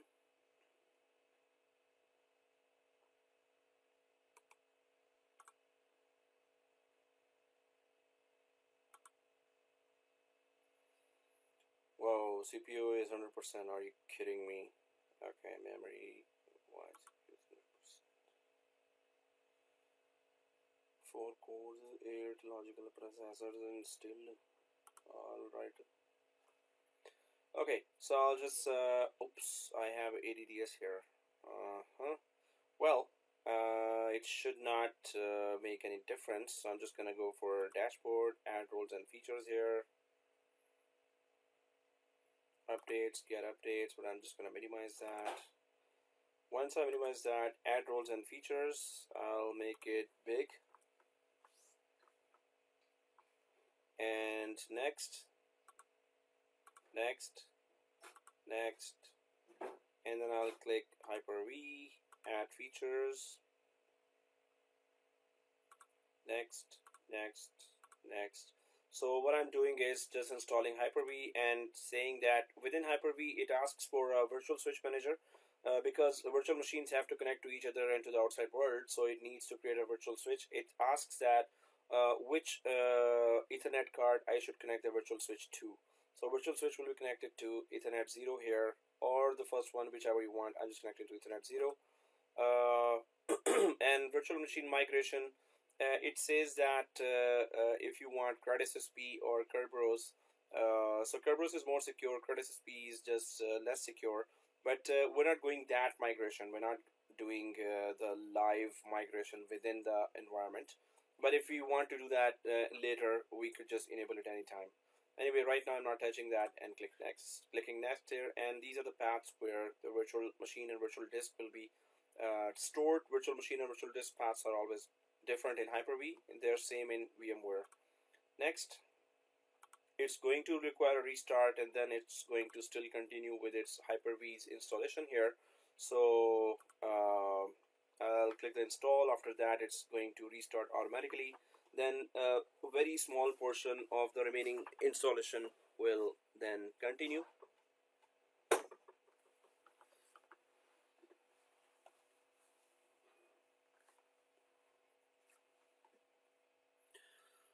So while this is going on, so I'll check the other side, and my storage account is created. So I'll go there,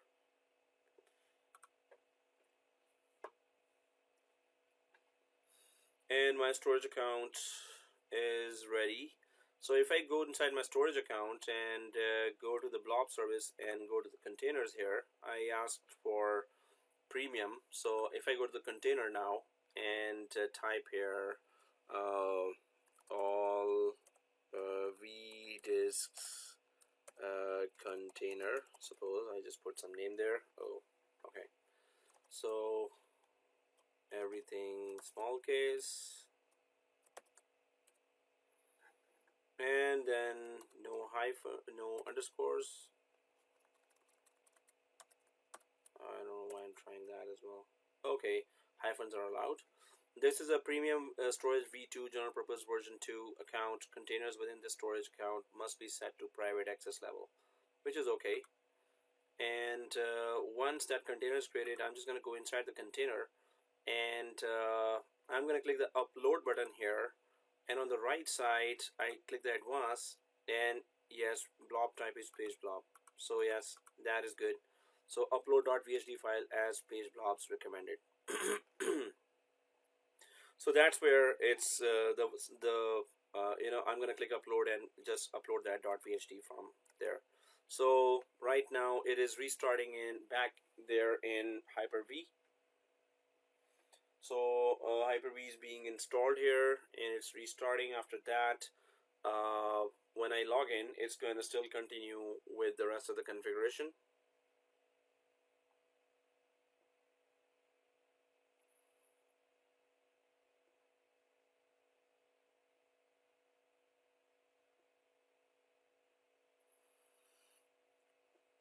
So next Monday will be we're gonna just go for the replication lab, which is the mega lab, and then we wrap up and see you in some other course. Okay. So other than that, if we go back to this lab here, so there's that vdisk and Azure Blob. Now we're at this stage where we are going for Hyper-V deployment. Once it is there, then we're going to go for virtual machine creation. Then we're going to go for VHDX because now it is 2016, so it's only going to create a virtual machines virtual disk with VHDX, which is not accepted in the cloud. So we're going to convert that after the virtual machine has been created. So if I go back here to the machine, it is starting.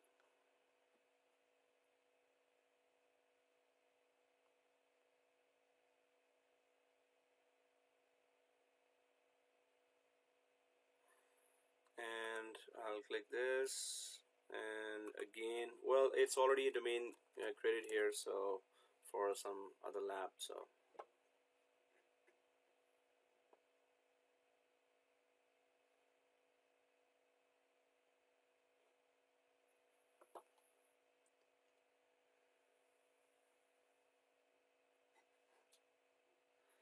and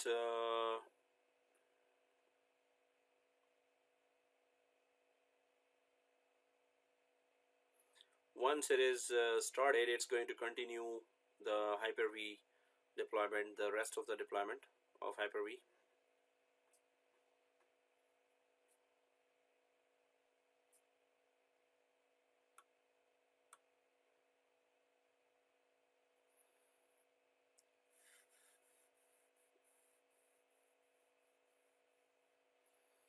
It's going very slow. I've opened a few million links here.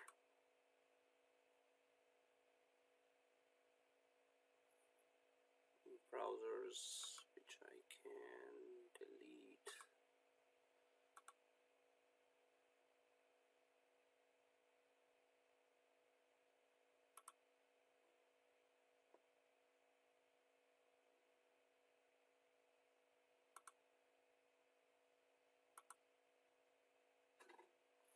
Well, it is not popping up still.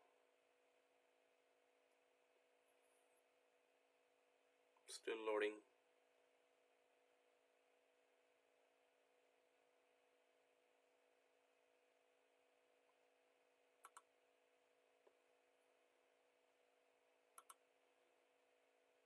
I'm just closing all the million pages I have because I really need some power. And there you go.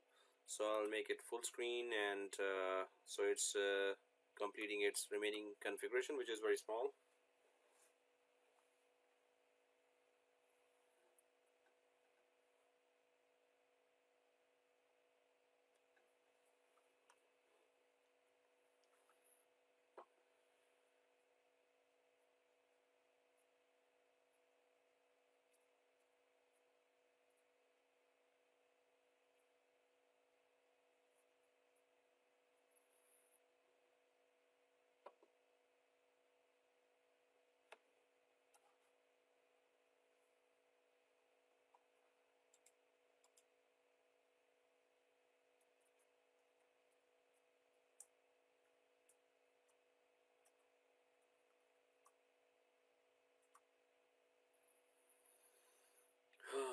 Wow, it's taking forever. Okay, it heard me. I'm gonna click close here, and once it is done here, so I'll open the Hyper-V. It's still okay. There's the Hyper-V. So I'll just click the tools and Hyper-V Manager.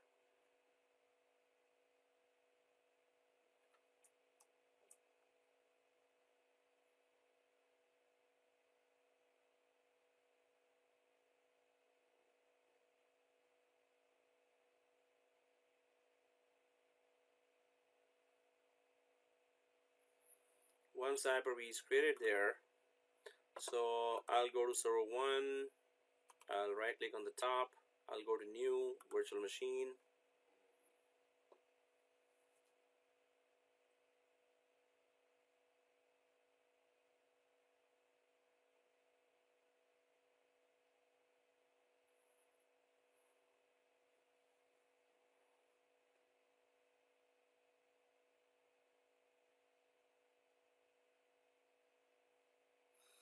And then I'll click the next. So local VM, I'll name it local VM. Next, generation 1, generation 2. Generation 1 supports 32-bit, 64-bit as well. Gen 2 supports more than 2 terabyte disks.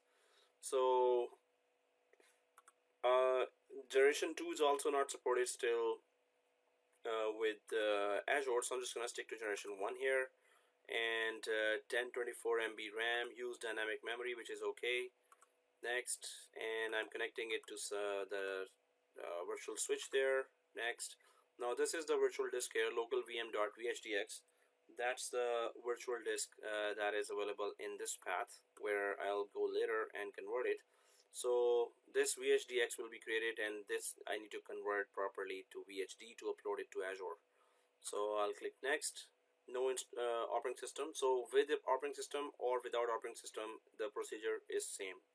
Next, and finish. So I'm just creating a virtual machine inside Hyper-V.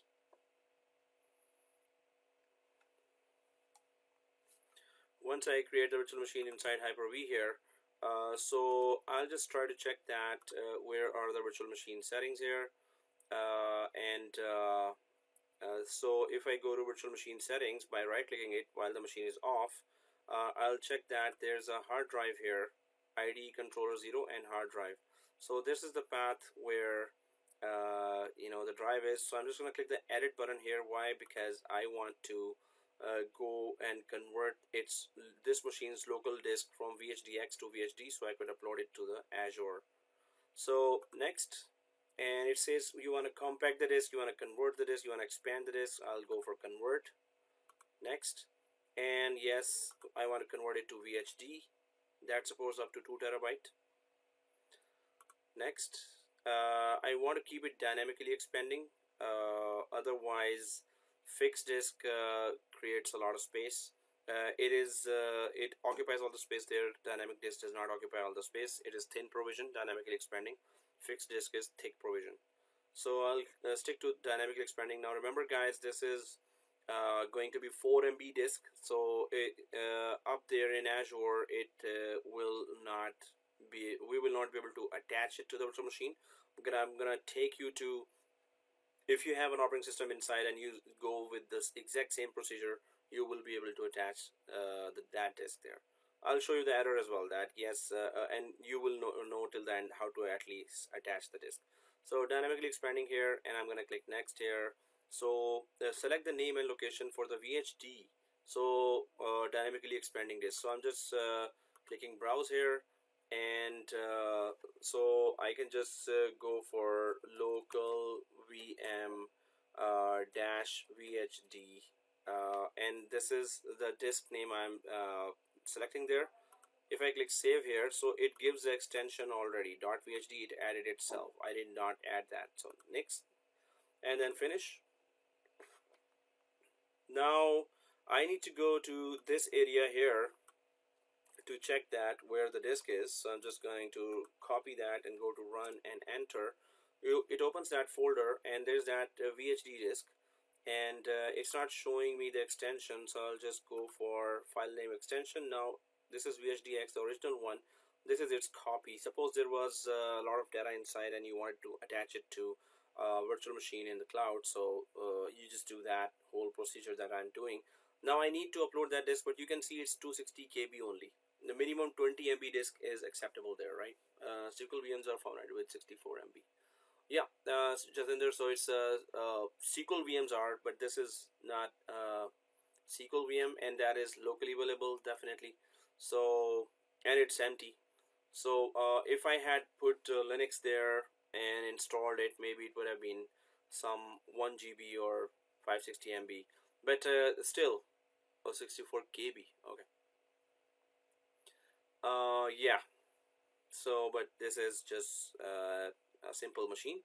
I'm just gonna copy that local VM.vhd, and I'll try to paste it on my desktop, because from there I can upload it.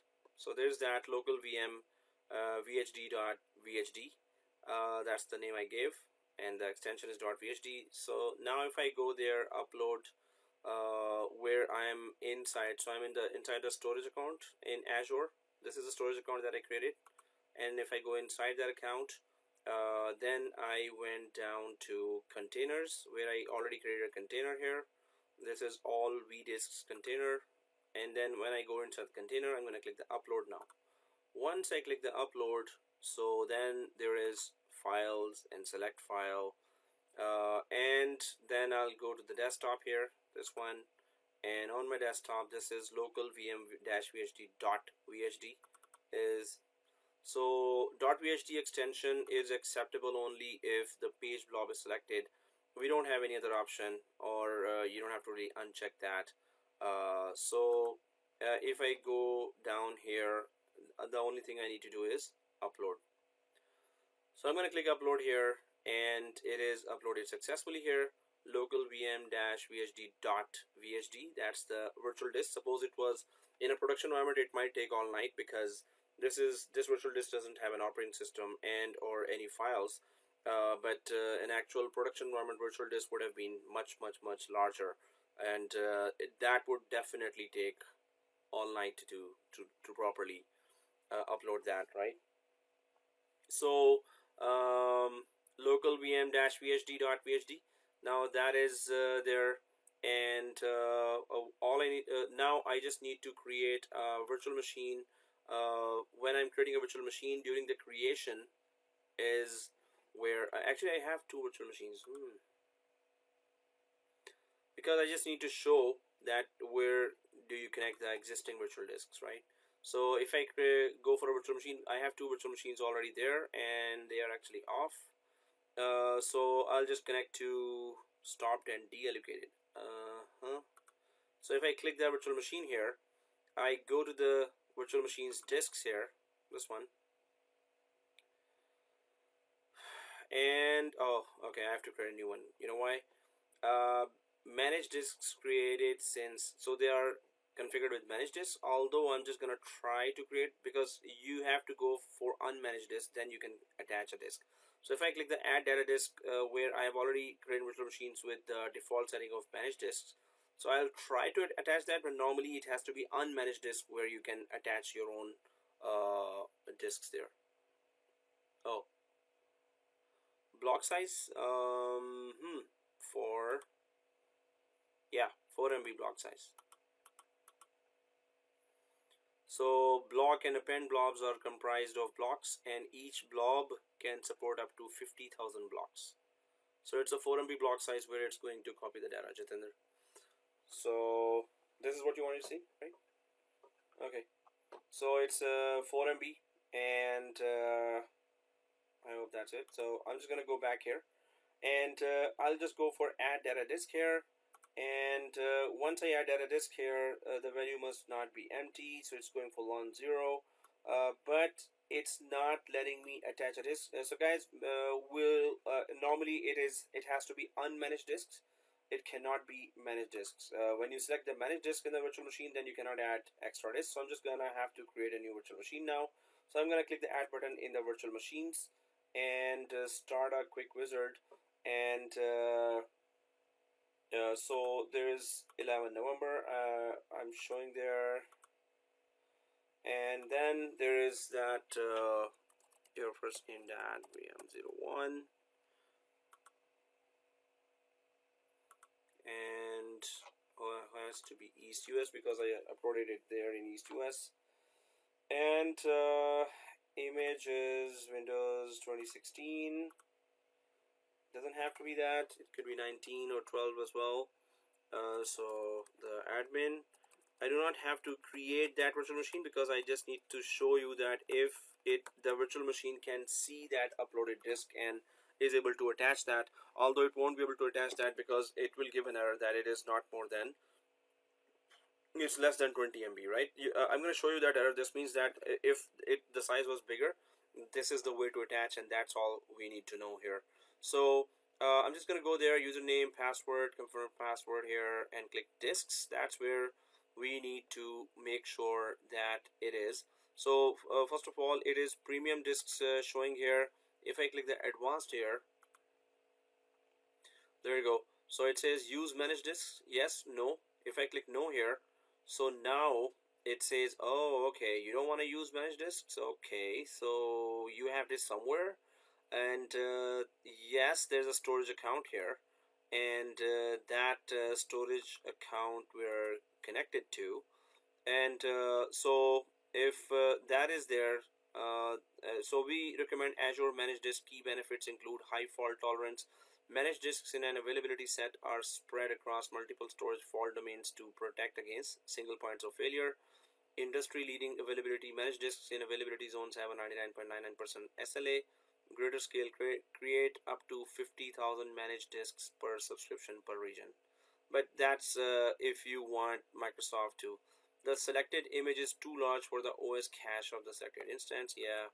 Anyway, so now we have created the managed disks here, so we will be able to attach that other disk. So I'm just gonna go next here, networking. Oh, I do not need to VMnet 1. Will I be able to attach that storage account to VMnet 1? If I go back to the storage account, did we assign the storage account to some network here? It's the virtual network here, and so it is assigned to the default, and it is actually going to connect to the all network. So I'm just going to go for default network, which the default VNet is not even there, so it's VNet 1. Okay, I'll create it in VNet 1, but I'll tell the storage account here that hey, my disk is actually connected to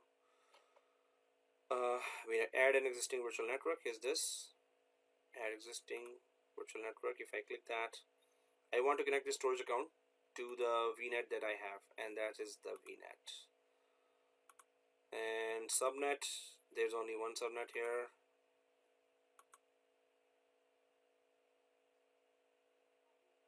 Yeah, there is no service endpoint. Default. Okay, enable. So this storage account has to be connected to that VNet because I created that separately. So otherwise, my virtual machine won't be able to see the virtual disk, right? Well, add. So now VNet 1 has one subnet and no firewall. Allow trusted Microsoft services to access this. Allow read access to the storage logging, storage metrics. Yeah, the rest is okay. So I'll click save here. Okay. So this storage account is connected to VNet 1, where if I go to the virtual machine, I'm connecting it to VNet 1 as well. And yeah, default subnet is okay, public IP is okay. We're not gonna go that far. So RDP is okay. We're not gonna even use that. I just want to attach the disk that I uploaded. So management, when you go to management, monitoring is off. Advanced, nothing here. Tags, nothing here. Review plus create, and create. So once we click create here,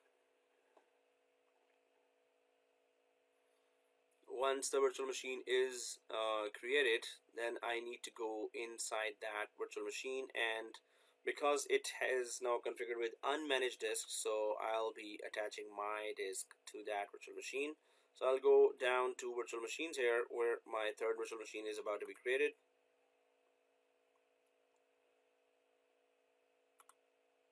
Not yet. So the virtual disk from the Hyper-V virtual machine is waiting to be attached.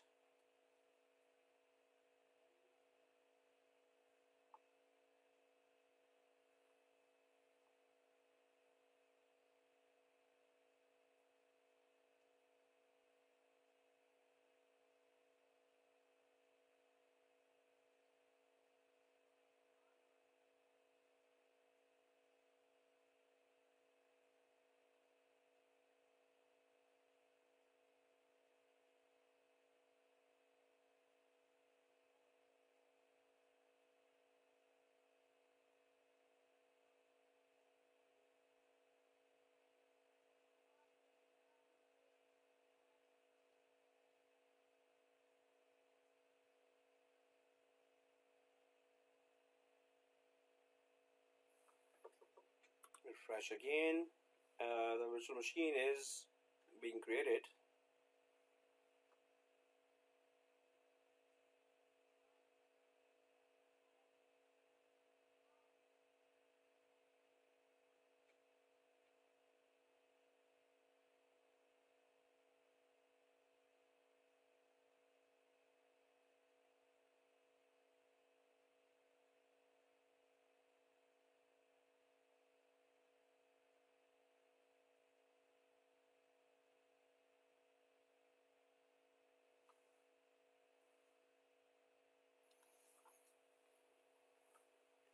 I'll refresh again, and I'll go inside the virtual machine, and I'll go to the size. While it is still getting created, maybe it lets me play with the options of the disk. Not the size, the disks. I'll just go to the disks area, and ultra disk, so migrate to manage disks. Nope. I will try to go for add data disk now, because I clicked configured the unmanaged disk. Now it is asking, when I click the add data disk, now it is asking attach unmanaged disks, and there it is asking, hey, where is your unmanaged disk? So name is this, but source type existing blob. It's not a new empty disk we're creating. We're attaching it from an existing blob which we already created, and then it is asking, go ahead and browse to that blob and tell me where's the disk. I'm going to click the browse here, and there's only one blob that we have right now, and then there is that all vdisks container. Oops. Authorization failure, you don't have access, and authorization failure occurred. Recent changes to firewalls and virtual network settings may not be in effect yet. Are you kidding me? If you have recently changed these settings, try waiting for up to a minute. Yeah, it's been more than a minute, actually. Okay.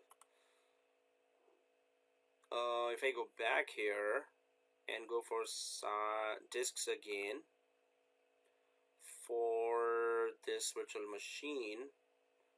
Okay, what's my networking saying here? I'm connected to VNet1, obviously. So, okay, I'll click disks here and add data disk. But this is how we connect that to existing blob. Go for browse. Oh, okay, one more thing here. Storage container. Oh, now the VM is created now.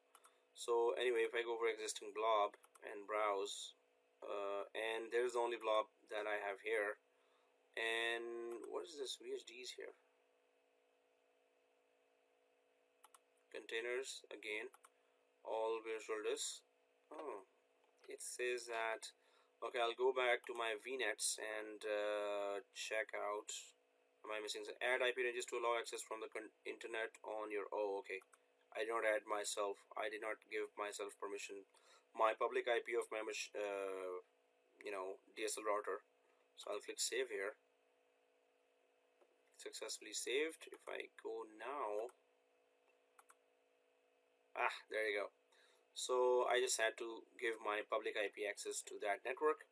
So now I'm accessing that disk that I uploaded from Hyper-V to this blob, and I'm attaching it to the virtual machine. Well, thing is that, so if I select that and click select, and now this is a virtual machine attach unmanaged disk wizard. So pretty much it detected that disk there that I uploaded from Hyper-V. I press OK here.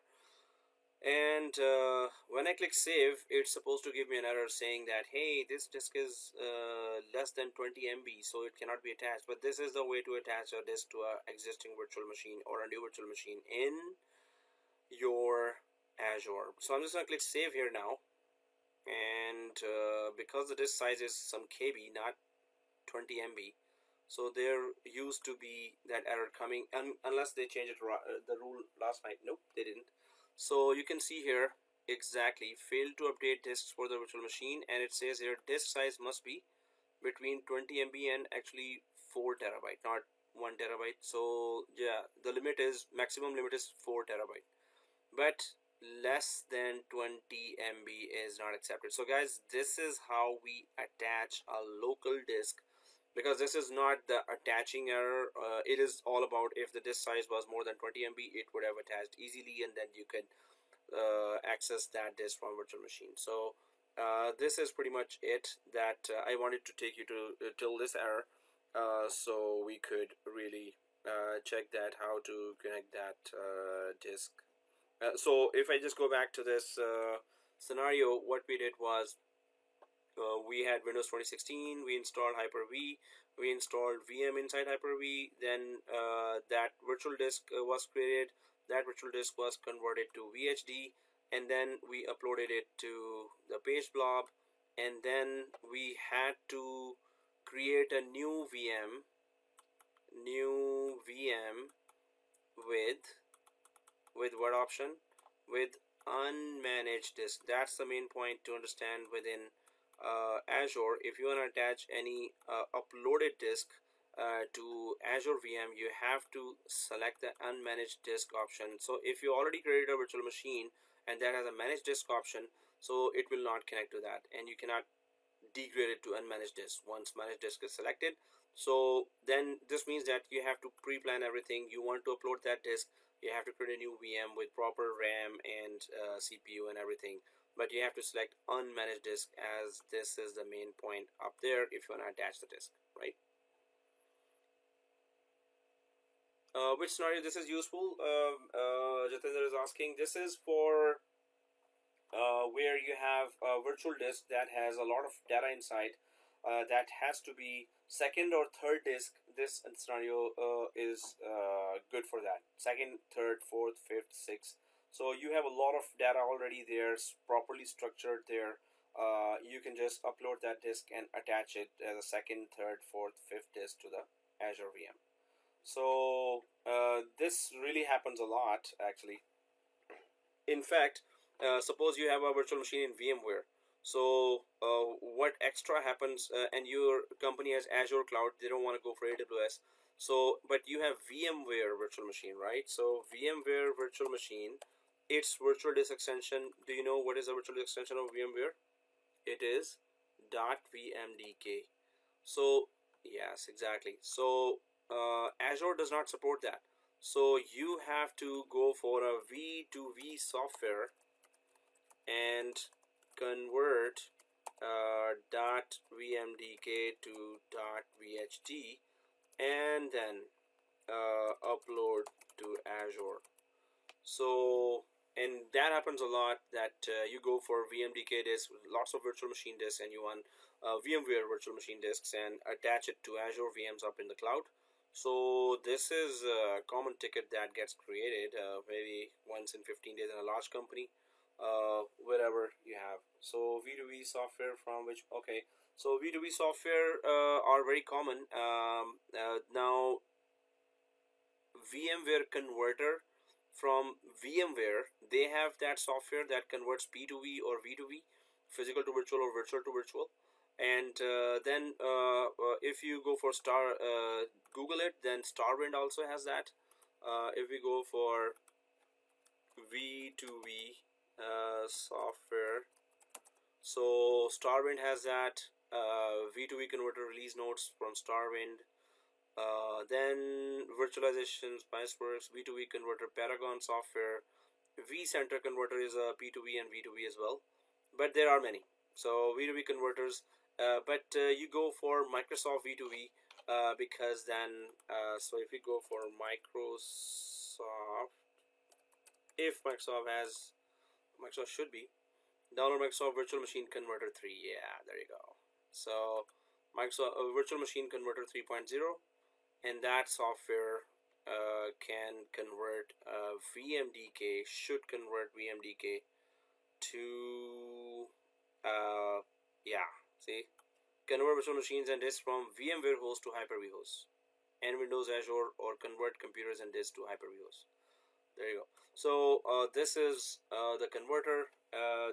Obviously, when you're putting it to Azure, this is the most important converter that you should have in your tools, always readily available.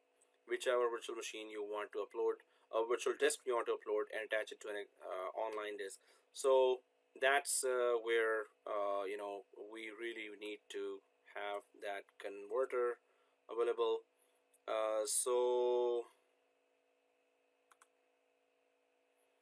that was already then migrate. Also, I'm just gonna put that in Azure Migrate. Also download Microsoft V2V converter, because this is nowadays you need to use that a lot. If you're talking about Azure, this is very, very important. So this is it, guys.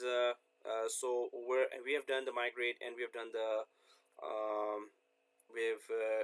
the peering, but we're gonna go for a mega lab next week, and then we're gonna wrap up this Monday. The coming Monday is the last one.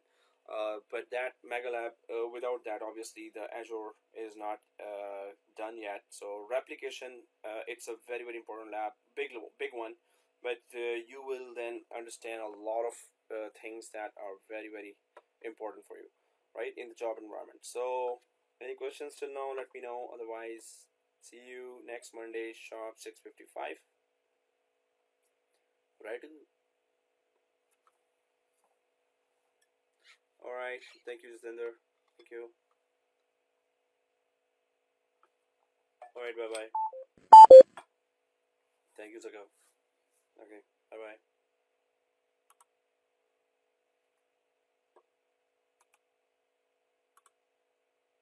You are the last party in the conference.